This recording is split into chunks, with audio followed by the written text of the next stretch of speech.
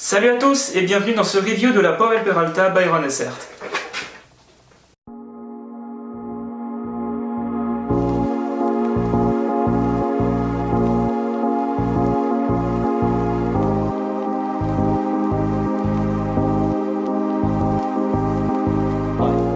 Salut à tous, j'espère que vous allez bien mes amis. J'étais censé vous filmer des tutos mais il fait ultra méga moche et 1 milliard de litres d'eau sont tombés. Du coup je ne peux pas les rider.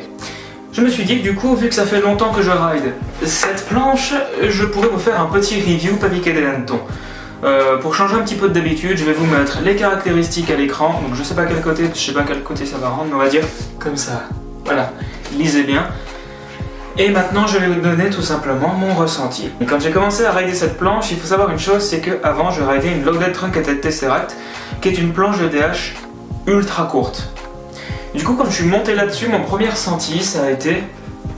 Putain, c'est vachement long. Comment je fais et où est-ce que je mets mes pieds? En plus, pensez bien que quand j'ai eu la planche, au début, j'avais pas le footstop, le petit truc qui est là. Et du coup, au moment, je savais pas du tout où placer mon pied et puis j'étais perdu. Aussi simplement que ça. Alors, ça va assez bien parce que la planche, en fait, comment vous expliquer ça? C'est-à-dire qu'elle a un simple concave en V, donc il n'y a pas de W comme sur la Loaded. Et par contre, donc comme la Loaded, elle a une partie où genre, vous avez le truck qui rehausse droit et à un moment ça descend un peu pour que vos pieds se calent. Du coup, même si vous n'êtes pas bien placé grâce au footstop, vous avez quand même à peu près une idée de l'endroit où vos pieds doivent être. C'est déjà bien. Deuxième chose qui m'a choqué en fait quand je suis monté sur la planche, c'est que elle est super large. Elle est genre ultra large comparée à la Loaded, c'est incroyable. Et si vous regardez sur le shape, elle est un peu plus large à l'avant et fine derrière. Du coup, elle fait un petit peu la forme d'un obus. J'ai mis pas mal de temps à m'habituer au manque de concave en W, c'est-à-dire que généralement on dit en fait que quand on prend une planche avec un W, on a beaucoup de mal à s'y habituer, mais une fois que c'est fait, on peut plus quitter. Et alors, c'est pas vrai, on ne peut pas plus quitter, mais c'est très dur. Ça fait très bizarre de pas avoir en fait ce petit truc en plus au niveau du pied qui fait que genre on est totalement calé. Vu que cette planche est longue, elle m'a permis de bien apprendre mes toe side parce que ça m'a forcé à bien placer mes pieds. Du coup ça c'est vraiment un gros point positif, c'est-à-dire que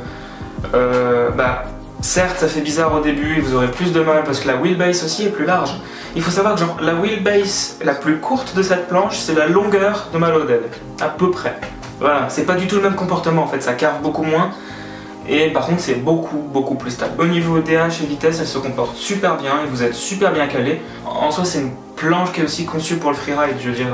Vous avez aussi les bumps en uréthane sur l'avant et sur le tail. Et du coup ça vous protège des chocs. Du coup vu qu'en freeride vous foirez de temps en temps les slides et puis que si vous faites du tech slide et que vous tapez un trottoir, ça abîme. Bah ça va, ça tient bien, ça protège. Et ça permet de la rendre résistante à l'eau. Elle est recouverte de fibres de verre aussi. Du coup, c'est de la triaxiale.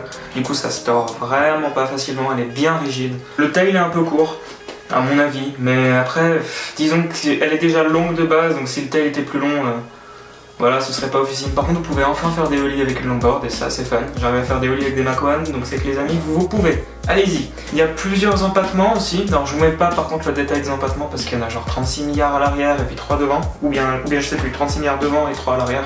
Un truc comme ça.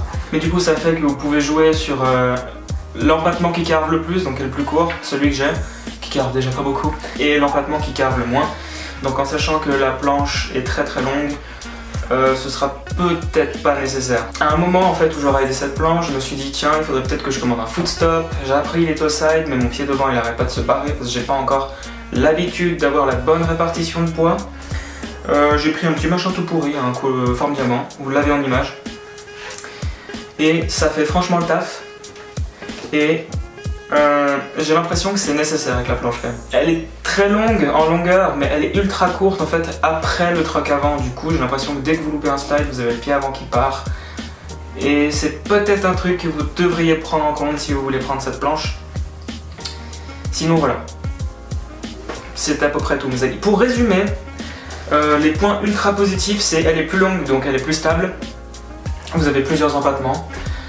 Elle a les bords en polyuréthane, du coup elle est ultra résistante. Toute la planche c'est de la triaxiale, donc fiberglass. C'est aussi super résistant, puis vous pouvez un peu plus rouler sous la pluie qu'avec une simple planche en... en érable. Du coup, vous pouvez quand même un petit peu plus y aller. Elle a un bon concave et elle est très large. Du coup, vous êtes vraiment placé sur la planche. Et vous pouvez vraiment travailler les positions de slide. C'est grâce à ça d'ailleurs que j'ai appris le switch command et switch to slide. Donc, vu que c'est large. Du coup, ça vaut la peine mes amis. Petit défaut de cette planche, je trouve, c'est qu'il manque le concave en W. C'est pas nécessaire. Attention, je précise bien, c'est pas nécessaire. Mais je pense que ça pourrait accorder un plus en sachant que si vous avez des grosses roues de DH type genre Magnum ou bien Cannibal de la gamme Mach 1 de chez Venom, il faut mettre genre une chier de force et une chier d'appui en fait en arrière et vraiment bien aller vite et contrôler ses slides. Et alors j'ai pas trop peur de taper du glove down, mais je me sens moins à l'aise en stand-up quand même. Alors principalement parce que la roue me freine de ouf, mais aussi parce qu'un simple W, on a plus vite fait de glisser et puis de faire partir le pied. Peu importe le grip, hein, sincèrement. Après, si vous avez du séismique, c'est mieux. Moi pas. Footstop nécessaire aussi, un petit point négatif. Alors, j'avais pas ce souci-là avec Loaded, enfin avec ma petite Tesseract, parce que du coup, j'avais genre d'énormes wheel flares. C'est les petits creux que vous avez là. Vous allez voir en zoom. C'est les petits creux que vous avez qui empêchent que les roues frottent. Et en fait, ils avaient compensé ça en déplaçant le matériau, c'est-à-dire du coup, ils pliaient le bois pour que ça remonte plus haut et que ça bloque le pied. Et c'est ça que je trouvais bien. Dommage qu'il n'y ait pas ça sur cette planche, mais on s'en passe très sincèrement. Avec un petit footstop à 5 balles, ça va très bien. Je pense avoir fait le tour quand même de cette petite planche qui est très sympathique. C'était la Powell Peralta by Ron Essert. Si vous voulez l'acheter, voilà le prix à l'écran, en diverses devises. Parce que je n'ai pas fait mes recherches, je fais cette vidéo en live. Cette vidéo touche à sa fin. J'espère que ce review de la Powell Peralta by Ron Essert vous aura plu. N'hésitez pas à me le dire en commentaire, ça me ferait ultra plaisir. N'hésitez pas à liker la vidéo, ça me ferait encore plus plaisir. Abonnez-vous, cliquez la cloche et partagez la vidéo et la chaîne. Et ça, ce serait franchement le top. Voilà. Moi, je vous fais plein de bisous et bon ride.